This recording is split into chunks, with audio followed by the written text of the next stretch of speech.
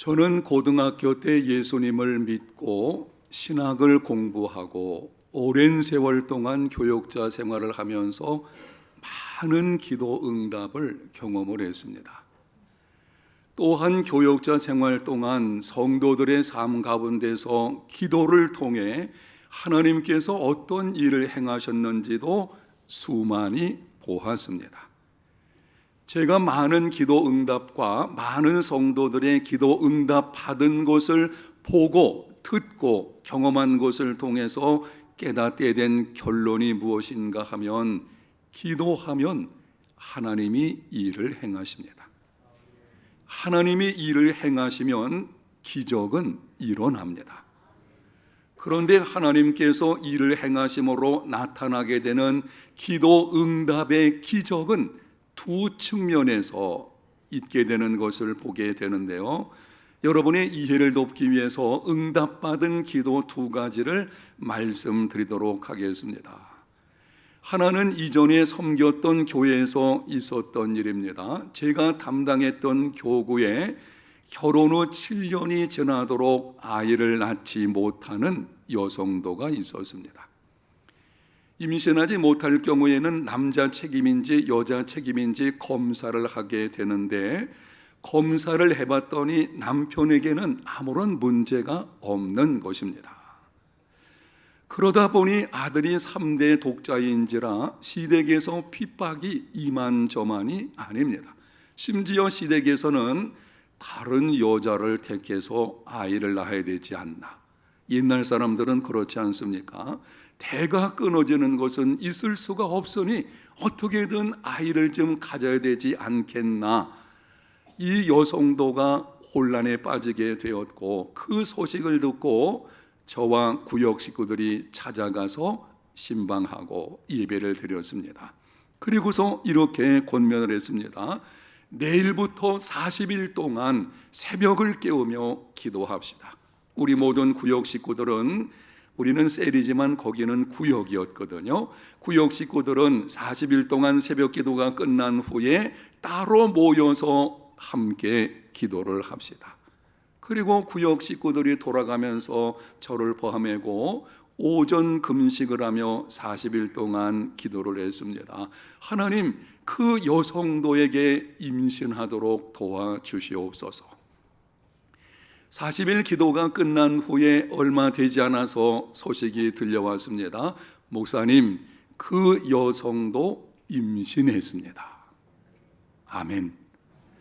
여러분은 별로 감흥이 없을지 몰라도 그 당시 그 사건은요, 정말 한 가정에, 그리고 구역 성도들의 가슴에 아주 큰 기쁨이었어요.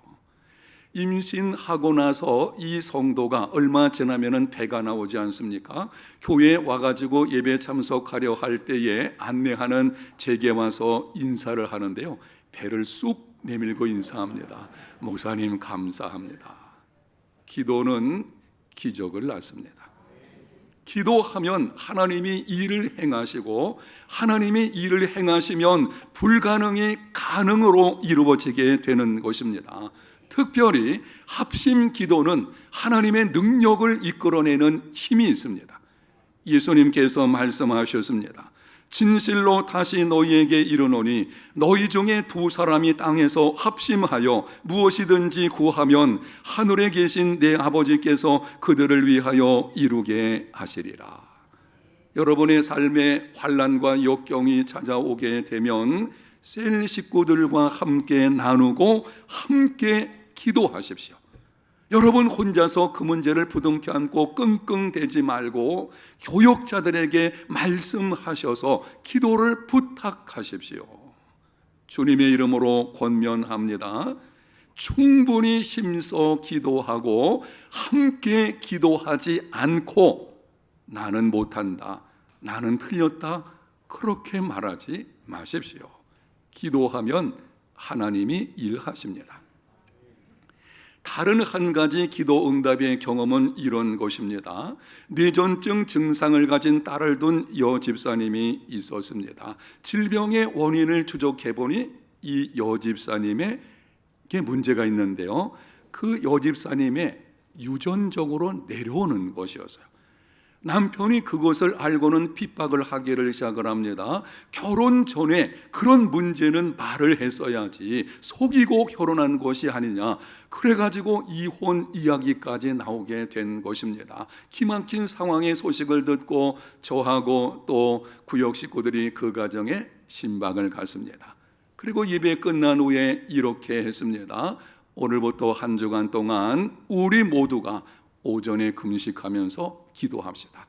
그리고 일주일간 기도한 후에 다음 주에 함께 모여서 예배하고 제가 간절히 기도해 드리겠습니다. 한 주간이 지난 후에 찾아가서 예배하고 간절하게 기도를 했습니다. 하나님 아버지, 이 딸에게 은혜를 베풀어 주셔서 질병에서 회복되게 하여 주시옵소서. 질문하겠습니다. 그 질병에서 치유를 받았을까요? 받지 못했을까요? 받지 못했어요. 그런데 놀라운 일이 일어났습니다. 딸이 질병이 치료받진 않았지만 그 여집사님의 마음과 삶의 자세가 변화되었어요. 이전에는 그 딸의 질병에 대해서 원망했습니다. 하나님, 왜 이 아이가 무슨 죄가 있다고 우리 가정에 이런 일을 허락하시는 것입니까? 불평하고 원망하는 마음이 있었는데요, 한 주간 함께 기도하는 것을 통해 이 집사님의 마음이 변화되는데 딸의 질병을 있는 그대로 받아들이게 되었습니다. 하나님 아버지, 우리 가정의 딸에게 이러한 질병을 허락하신 것은 우리 가정과 이 딸을 통해서 하실 일이 있기 때문인 줄 믿습니다. 아픔은 있지만 하나님 감사합니다. 남편의 핍박에도 의연한 마음으로 대처하게 되었고, 달라진 아내의 모습을 보고는 남편도 더 이상 문제 삼지 않기로 했습니다. 사랑하는 여러분, 기도는 기적을 낳습니다. 기적은 두 측면에서 일어나게 되어지는데요, 내가 원하는 것, 불가능한 것이 가능케 되어지는 기적, 이것도 기적입니다. 그런 기적이 있지만 더 놀라운 것은 기도하는 중에 나 같은 죄인이 변화되는 기적이 일어나게 됩니다.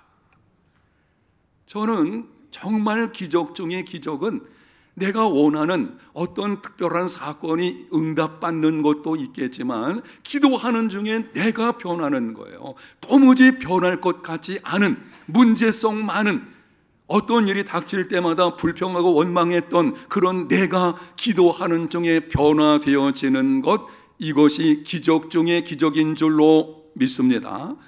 하나님은 당신이 일을 행하실 때에 어떤 경우는 그 사건의 최선의 것으로 불가능을 가능케 하는 응답을 주시기도 하고, 어떤 경우는 내가 원하는 대로 이루어지지는 않았지만 나를 변화시킴으로 그 문제를 해결해 주십니다. 행복은 상황의 변화가 아니고 내가 변하는 데서 찾아오게 되는 것입니다. 충분히 힘써서 기도하지 않고 성도들 보게 되면 안타까울 때가 있어요. 염려할 것이 아니라 충분히 기도해야 되죠. 충분히 기도하지 않고 나는 못한다, 나는 틀렸다, 그렇게 말하지 마십시오. 내가 일하면 내가 일하는 것이지만 내가 기도하면 하나님이 일을 행하십니다. 하나님이 일을 행하시면 기적은 일어나게 됩니다. 평생 기도보다 앞서 나가지 않는 삶이 되시기를 축복합니다. 그런데 오늘 본문에 보게 되면 기도와 관련해서 아주 놀라운 말씀이 기록이 되어 있습니다. 이스라엘의 선지자 사무엘의 위대한 신앙 고백이 기록이 되어 있는데, 그의 신앙 고백을 통해서 기도가 어떤 것인지 우리에게 도전을 주는 아주 귀한 말씀이 기록이 되어 있습니다. 23절을 제가 다시 한번 읽겠습니다.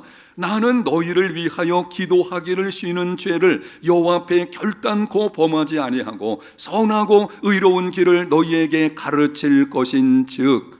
사무엘의 고백을 다시 들어보시는데요, 들으시는 중에 기도가 어떤 것인지를 생각을 해 보십시오. 나는 너희를 위하여 기도하기를 쉬는 죄를 여호와 앞에 결단코 범하지 않겠다. 이 말씀을 듣게 되면 의문이 생기게 됩니다.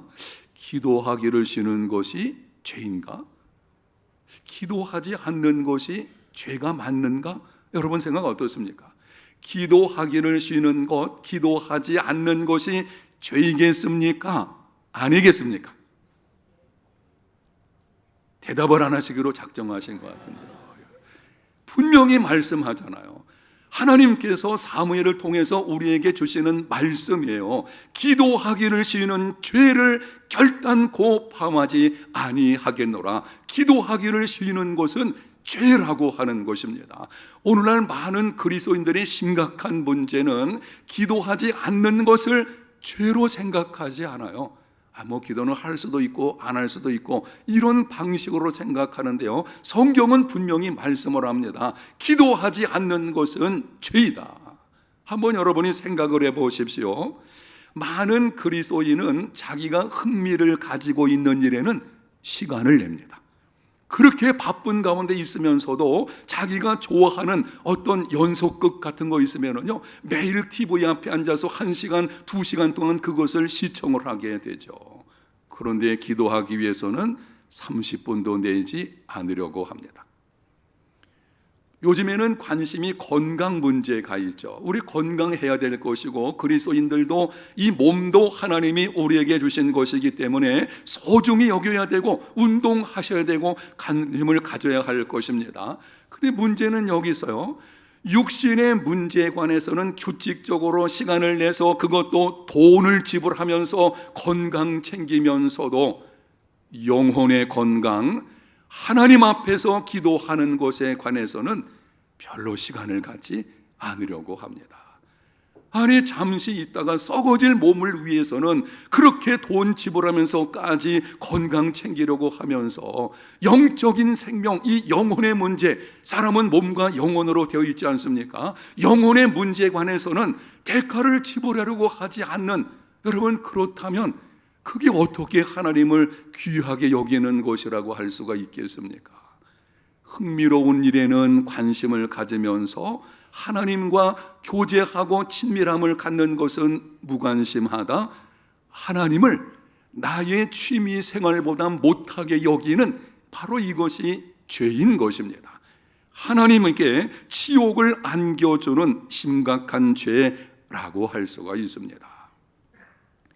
그렇다면 좀 더 구체적으로 기도하지 않는 것이 어떤 죄를 범하는 것인지 말씀을 드립니다. 첫 번째는, 기도하지 않는 것은 내 영혼을 침륜에 빠지게 하는 죄입니다. 사람이 살아있다고 하는 것은 숨을 쉬는 것입니다. 지금도 저와 여러분들이 숨을 쉬고 있기 때문에 살아있는 것입니다. 숨을 쉬지 않는 것은 죽는다는 것이요, 이렇게 표현하게 되죠. 숨을 거두었다, 숨이 끊어졌다.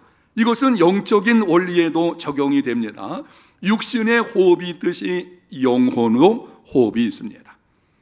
우리 몸이 호흡을 해야만 살아갈 수 있듯이 우리 영혼도 호흡이 있어야만 살아갈 수 있게 되는데요, 영혼의 호흡이 무엇입니까? 기도하는 것이죠. 예수 믿는 사람들이라면 이 말씀은 1000번, 10,000번 들었을 것입니다. 영혼의 호흡은 기도이다. 우리 다 알고 있잖아요. 그런데 많은 그리스도인들이 몸의 호흡은 그렇게 끊임없이 하면서도 영혼의 호흡은 하질 않고 있어요. 이거는 살았다 하는 이름은 가졌지만 실상은 죽은 것입니다. 여러분, 기도하지 않는 것은 하나님의 아들이신 예수 그리스도께서 자기 몸을 십자가에 내어주시는 엄청난 대가를 지불하시면서 우리에게 주신 영적 생명을 침체케 만드는 것입니다.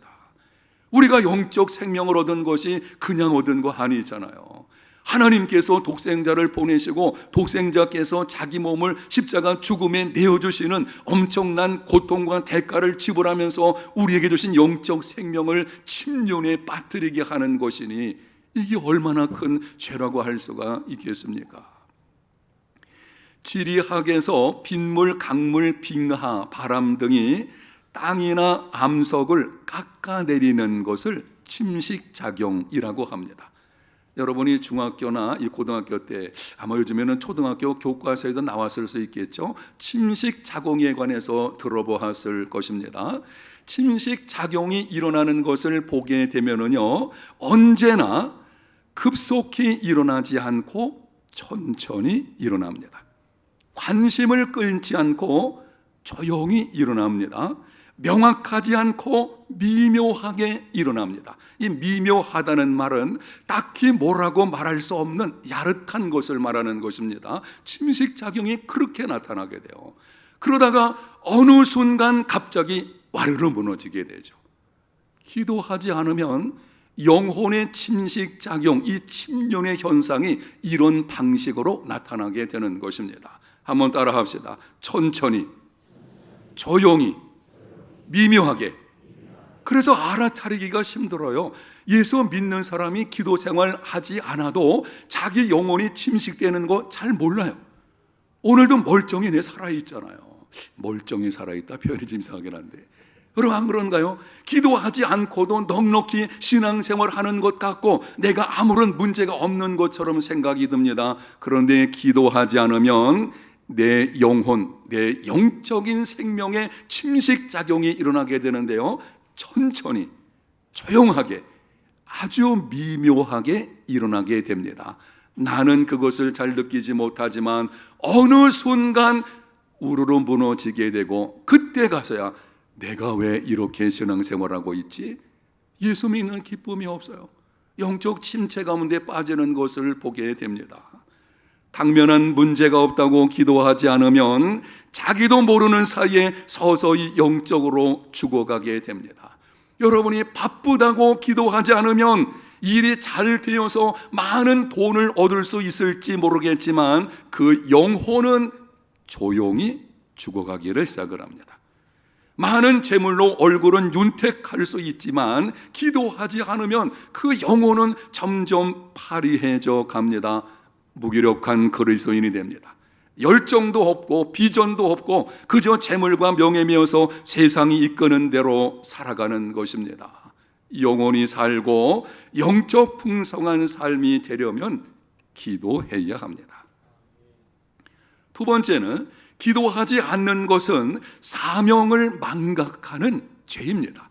오늘 본문에서 사무엘이 기도하기를 쉬는 죄를 결단코 범하지 않겠다, 자기의 사명을 고백하는 것입니다. 이스라엘의 지도자 사사이거든요. 이 마지막 사사인데요, 자기가 사사로서 한 민족의 리더이죠. 리더의 사명이 뭔가 하면 기도하는 것, 하나님의 말씀을 가르치고 여러 가지 주어진 일을 하는 것과 함께 기도하는 것이죠. 기도는 이 사명의 근본이 되어지는 것입니다. 기도를 대신할 수 있는 것은 아무것도 없습니다. 기도는 성경 공부로 대신할 수 없고요, 설교로 대신할 수도 없고 전도하는 것으로도 대신할 수 없습니다. 봉사하는 것을 핑계로 기도를 소홀히 하는 경우들이 있어요. 나는 이만큼 열심히 봉사하니까 그것 보고 내 영혼이 잘 자랄 거야. 이 봉사에 바쁘다고 해서 기도를 소홀히 하는 자들에게 사도 바울이 경고했습니다. 고전 9장 27절, 내가 내 몸을 쳐서 복종하게 함은 내가 남에게 전파한 후에 자신이 도리어 버림을 당할까 두려워함이로다. 사역자들이 명심해야 됩니다. 내가 내 몸을 쳐서 복종케 한다. 나를 깨어서 기도함으로 하나님께 내어드린다는 것입니다. 하나님 그분과의 친밀함을 나의 삶의 최우선순위로 삼겠다는 거죠. 왜 그런 것입니까? 그렇지 않으면 열심히 일을 하고 난 후에도 버림당하는 일이 있다는 것입니다. 여기 버림당하는 것은 영적 생명이 사라진다는 것은 아니죠. 구원은 오직 예수님을 믿음으로만 받습니다. 여기 버림당한다는 말은 기도하지 않고 봉사하면 일꾼의 자격을 상실하게 된다는 것입니다. 기도하지 않고 열심을 내게 되면은 열심히 일할수록 영적으로 고갈됩니다. 의무적으로 봉사하게 되고 결국에는 영향력을 끼치지 못하는 있으나 마나한 일꾼, 이 사명을 잃어버린 거죠. 있으나 마나한, 직분을 받고 세워져 있지만 열심히 하는 것 같지만 정작 중요한 영향력이 별로 없는 거예요. 그런 일이 벌어지게 되는 것입니다. 하나님 나라의 봉사 원리가 어떤 것인지 이렇게 정리해 볼 수 있는데요, 하나님의 일은 하나님이 하신다. 하나님은 사람을 통해서 일하신다. 하나님은 기도하는 사람을 통해서 일하신다. 아멘. 하나님은 당신의 일을 친히 자신이 하실 수도 있지만 대부분의 경우에는 당신의 백성들, 저와 여러분을 선택하시고 우리를 통해서 일을 이루어 가십니다. 그런데 그 일을 어느 때에 이루어 가시느냐? 우리가 기도할 때에, 기도하는 사람을 통해서 하나님이 이 일을 행하십니다. 혹시 여러분들 중에 생각하시기를, 요즘 내가 너무나 바빠서 하나님의 일을 하다 보니 세상 일도 죄와 관련된 것이 아니면 하나님의 일이니까 내가 하나님이 내게 주어진 일을 하다가 너무 바빠서 기도할 시간이 없다. 명심하십시오. 하나님 뜻대로 사는 거 아니에요. 우리가 열심히 사는 것 중요하지만 기도할 시간이 없을 만큼, 하나님과 친밀한 관계를 가질 시간이 없을 만큼 바쁜 것, 이건 하나님의 뜻이 아닌 것입니다. 여러분이 바빠서 기도할 시간이 없다면 일을 줄이십시오. 일을 줄이시고 그 시간에 하나님 앞에 엎드려 기도하십시오. 하나님께서 우리를 통해 놀라운 일을 행하실 것입니다.